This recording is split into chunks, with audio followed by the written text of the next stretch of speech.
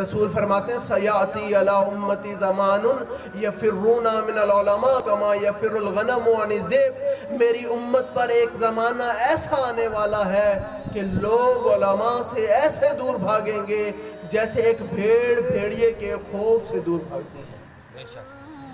رسول فرماتے ہیں جب ایسا زمانہ دیکھو، ایسا زمانہ پاؤ تو پھر یاد رکھنا اللہ ان پر 3 عذاب ایسے مسلط کر دے گا کہ کبھی وہ ان سے نجات نہیں پائیں گے۔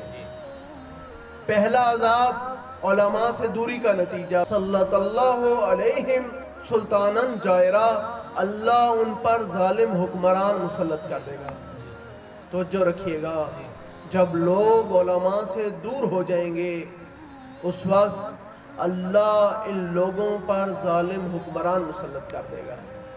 اور دوسری چیز یرفع اللہ البرکۃ من اموالہم، اللہ ان کے اموال سے برکت اٹھا لے گا۔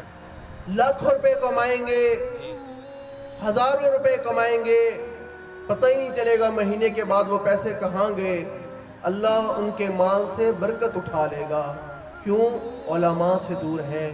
پھر فرمایا یخرجون من الدنیا بلا ایمان، اگر اس دنیا سے جائیں گے تو بے ایمان ہو کر مریں گے۔